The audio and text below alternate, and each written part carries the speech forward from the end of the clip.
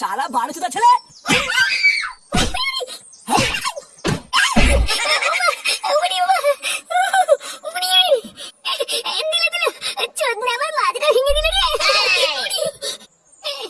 শালা অযথের বাচ্চা, ঘরে 3 বেলা বসে বসে গিলে গিলে শরীরে রস হয়ে গেছে তাই না? আজকে 100 টাকা দাও, কালকে 200 টাকা দাও, তার টাকাটা কি হারাবেন নাকি? হ্যাঁ, বাছুর থেকে সার হয়ে গেল, তার এখানে ঘরে বসে বসে গিলছে, এক ফোঁটা লজ্জাও করে না। বেরো এই বাড়ির থেকে, তোর মতন অযথের এই বাড়িতে কোনো জায়গা নেই, বেরো। শালা দুধ কলা দিয়ে কাল সব পুষেছি আমি। হ্যাঁ, বাড়া একবার দাঁড়াও না, একবার নিজের পায়ে দাঁড়াই, তারপরে দেখবা এই কাল সাপের কি চোদন। তখন যদি 100 বলে ছবি না করেছি, ওরা আমার নামে ফুটো না। বড় বালের রে, ছিঁড়ে আটি বাঁধবে। কি করে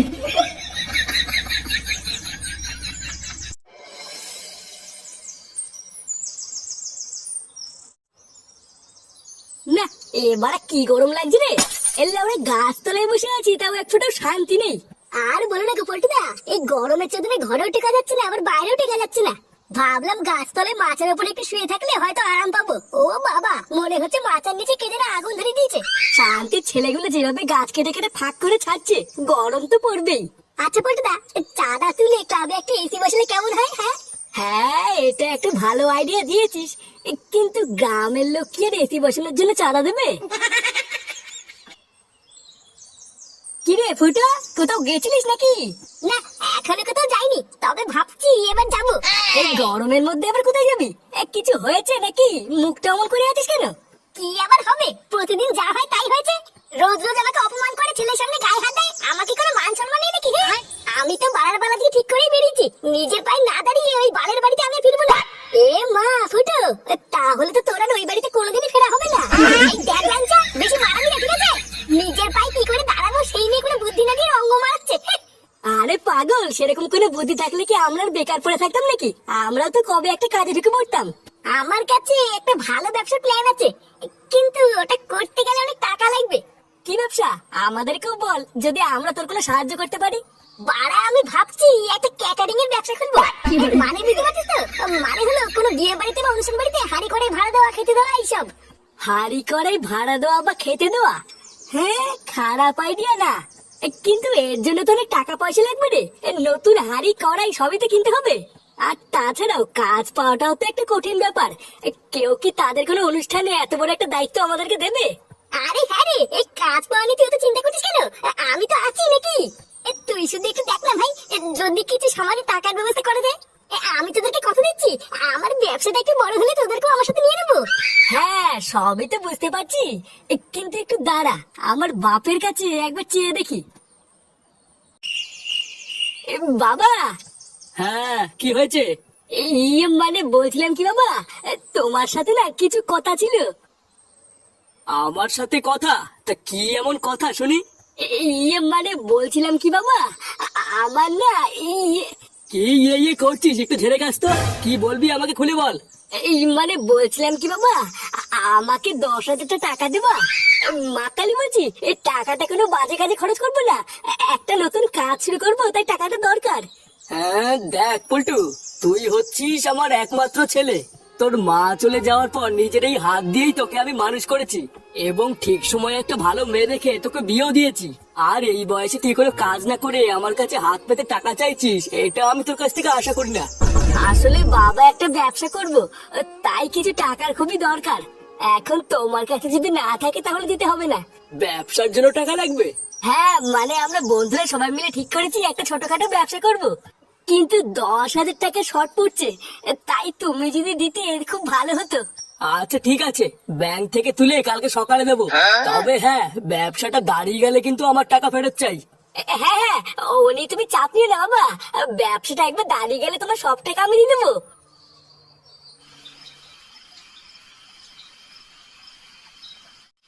হ্যাঁ গো, শুনছো? হ্যাঁ, বলে ফেলো।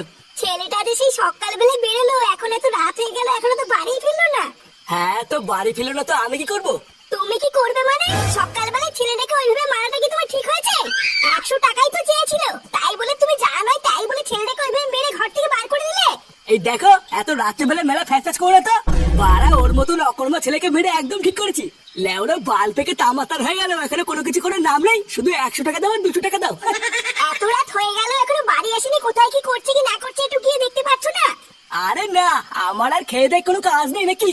ও যেখানে খুশি খামারি বেড়ে গিয়ে আমি এক পাও নড়বো না। তুমি ওই রাত্রে বেলায় কানের মাথা না খেয়ে উঠে শুয়ে পড়ো।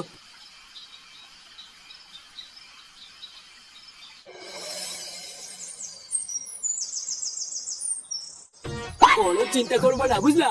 তোমার দোকানের পুজো খুব সুন্দরভাবে সম্পূর্ণ হয়েছে। 133 কোটি দেবতাকে সাক্ষী রেখে তোমার দোকানের পুজোটা যা সুন্দর করে দিয়েছি না, এবার শুধু দেখবা তোমার দোকানে কাস্টমারের দেনার দেন লাইন পড়ে যাবে। আর ফুটো, মন দিয়ে কাজ করবা, ঠিক আছে? মনে রাখবা ভগবানের আশীর্বাদ তোমার মাথার উপরে সবসময় আছে। ঠাকুর মশাই, আপনিও আমাদেরকে আশীর্বাদ করুন যাতে এই ব্যবসাটা করে আমরা অনেক উন্নতি করতে পারি। হ্যাঁ বেটা, পল্টু তো ঠিকই বলেছে, তুমি একটু আমাদেরকে আশীর্বাদ করে দাও। আরে হ্যাঁ, সে কি আর বলতে, আমি তো মন খুলে আশীর্বাদ করেছি। তোমরা শুধু মন দিয়ে কাজটা করো। আচ্ছা ঠাকুর মশাই, ঠিক আছে। নাও ফুটো, এবার আমার দক্ষিণাটা দিয়ে দাও, আমি চলে যাই। এই দক্ষিণা? কিসের দক্ষিণা? আরে ঠাকুর মশাই তো দোকান পুজো দিলে, তুই দক্ষিণা দিবি না? মানে বলছিলাম কি, তোদের কাছে ঠাকুর দিবে না, আমি তোদেরকে পরে দিচ্ছি। কেন ফটকে কেন দেবে? সব টাকা তো তোর হাতে দিয়েছিলাম, তুই দে। না মানে আমার কাছে তো আর কোনো টাকাই নেই। দোকানের মাল কিনে যা দিয়ে 100 টাকা বেঁচেছিল ওই টাকা দিয়ে বাংলা কিনে নিয়েছি। বাংলা নিয়েছিস মানে? টাকাটা কি আমি তোকে বাংলা কেনার জন্য দিয়েছিলাম? আরে এত চাপ নিস কেন? ঠাকুর মশাই তো বললো নাকি যে আমার দোকানে কাস্টমারের দেনার লাইন পড়ে যাবে, তার ব্যবসায় লাভ হোক, তারপরে না ঠাকুর মশাইকে দক্ষিণে দিয়ে আসবো। খালি কি ঠাকুর মশাই, ব্যবসায় লাভ হওয়ার পর দক্ষিণটা দিলে হবে তো নাকি? আমার দক্ষিণের টাকা মালকে উড়িয়ে তুই এখন ব্যবসায় লাভ হওয়ার পর আমাকে দক্ষিণে দিবি? চোদনা হরি, আমি তোকে বলে গেলাম, তোর ব্যবসা তো সেটার মধ্যে ঢুকবে, মিলিয়ে নিস। কি করে?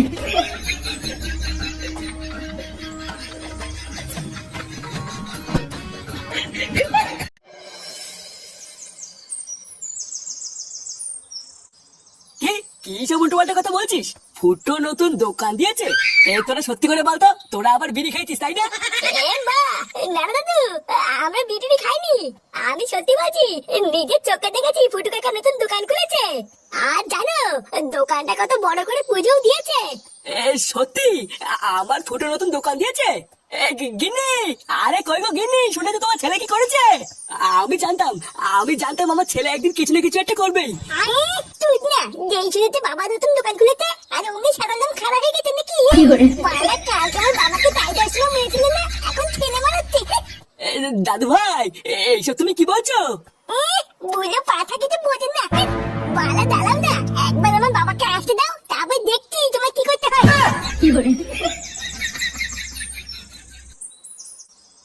কি রে, কি এত ভাবছিস? এই ব্যাপারটা কি হলো বলতো? লেওরা এত টাকা খরচ করে মারমাটি কিনে ব্যবসা শুরু করলাম, ঠাকুর মশাই বলে গেল ব্যবসা নাকি দেওয়ার চলবে। কই বাড়া, এতক্ষণ হয়ে গেল একটা তো কাস্টমারই আসলো না। আরে অত ব্যস্ত হচ্ছিস কেন? এটা কি তোর রাজদার পকেট পাউডার নাকি যে সবসময় কাস্টমার থাকবে? কবে কার বাড়িতে বড় ছোট অনুষ্ঠান হবে তারপরে তো তোর কাছে ক্যাটারিং এর জন্য আসবে নাকি? আন্ধের বাড়া, এতদিন কি অপেক্ষা করে যায় নাকি? আমি কোথায় ভাবলাম ব্যবসা শুরু করার সাথে সাথে আমদানি শুরু হয়ে যাবে, তা না, এখন কবে কার বাড়িতে অনুষ্ঠান বাঁধবে সেই অপেক্ষায় বসে থাকতে হবে। বালছেরা ব্যবসা খুলেছি, আর কোনো ব্যবসা পেলাম না। কি বললি? শান্তির ছেলে বালছেরা ব্যবসা খুলেছিস মানে?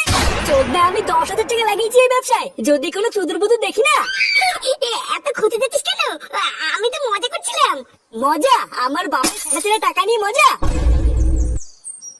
হ্যাঁ রে, মনে হচ্ছে কাস্টমার আসছে। কই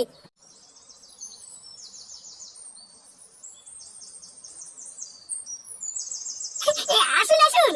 আচ্ছা, এই ফুটো ক্যাটারিং মালিক কে? এমা কেন? আমি তো মালিক। তুমি মালিক? ও হ্যাঁ বড়, হ্যাঁ আমি তো মালিক। কেন কাকু, বাড়িতে কি কোনো অনুষ্ঠান আছে নাকি? আমাকে বলুন। মিনছে, তোকে কেন বলতে হবে? আমি মালিক, আমাকে বলবে।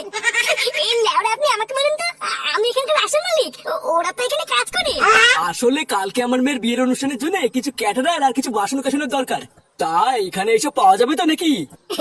এ মাসে কি পাওয়া যাবে কিনা এটা আমার কেমন কথা? ব্যবসা কেন আচিতে করেছে নাকি? আপনি এই নিয়ে একদম চাপ নেবেন না, এখানে সবকিছুই পেয়ে যাবেন। হ্যাঁ, কিন্তু সমস্যাটা হচ্ছে অন্য জায়গায়। সমস্যা? কি সমস্যা? আরে ক্যাটারিং এর সাথে একটা রান্নার লোক হলেও খুব ভালো হতো। তা তোমাদের এখানে কি রান্নার লোক পাওয়া যাবে? না হলে আমাকে আবার অন্য জায়গায় খুঁজতে হবে। কি বলছেন? এটাও কি আবার কোনো সমস্যা নাকি? আপনি ভেরবার কোনো চাপ নেবেন না, এখানে আমাদের রান্নার লোক রয়েছে। কি আরবার বলছিস? রান্নার লোক আছে মানে? রান্না আবার কে করবে? মাথাটা থেকে তোর খারাপ হয়ে গেছে নাকি? আমাদের এটা ক্যাটারিং এর ব্যবসা, এখানে কোনো রান্নার লোক পাওয়া যাবে না, বলে দে। তুই চুপ কর, যা বলার ওটা আমি বলছি। কোনো সমস্যা টমস্যা নেই তো? মানে এতগুলো দায়িত্ব তোমরা ঠিকভাবে পালন করতে পারবে তো? আরে হ্যাঁ, এই কোনো সমস্যা নেই। কালকে আপনার মেয়ের বিয়েতে একদম ঠিক সময় পৌঁছে যাবো, এই নিয়ে আপনি কোনো চিন্তা করবেন না। আচ্ছা আচ্ছা ঠিক আছে, এই কাজটার জন্য আমি তোমাদেরকে 10,000 টাকা দেবো। কি? 10,000 টাকা? হ্যাঁ, এখন 5,000 টাকা অগ্রিম দেবো, আর বাকি 5,000 টাকা কাজের শেষে। এই নাও, এইটা হলো তোমাদের আগাম 5,000 টাকা।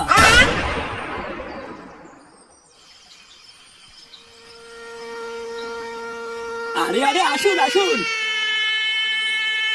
আস্তে আস্তে আসুন, আস্তে আস্তে আসুন।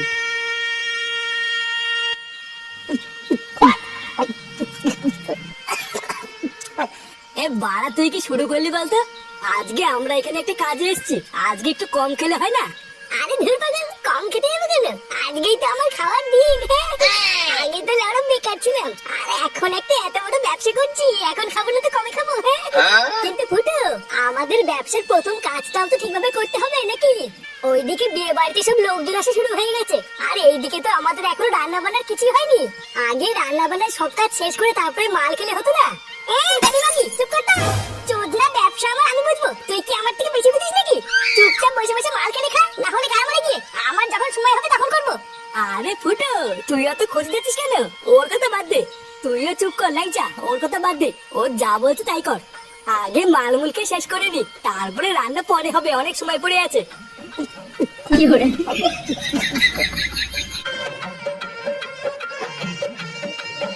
দাদা। হ্যাঁ, কি হয়েছে? দাদা, ওইদিকে একটা কেলো হয়ে গেছে। কেলো মানে কি বলছিস? আরে বিয়ে বাড়ির সমস্ত আত্মীয় স্বজন তো না খেয়ে চলে যাচ্ছে, এখনো তো রান্নাই হয়নি। এ, এখনো খাবার হয়নি? আয় তো দেখি আমার সাথে।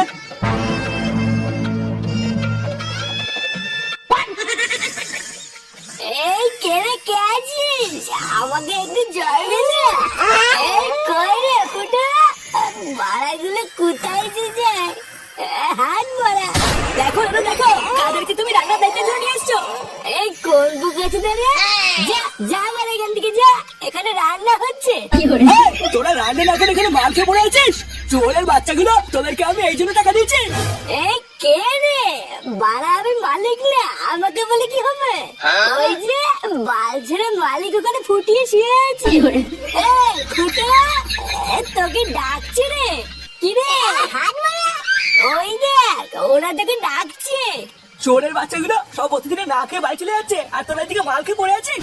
আরে ধীরে হুদা, জানতে কেন দিকে অতীতের মাকে হাফ টাকা দিয়ে কি মাল হবে নাকি? পুরো টাকা দেন, তারপর রান্না করবো। এইসব তুমি কাঁদুকে নিয়ে এসছো? সবাই না খেয়ে চলে গেলে আমাদের মান সম্মান সব চলে যাবে। আমার মান সম্মানও গেল, আর আমার 5,000 টাকাও গেল। এই চোরের বাচ্চা তিনটিকে কেলিয়ে আজকে আমি আমার হারানো মান সম্মানের প্রতিশোধ নেবো। মার দেখো, মার।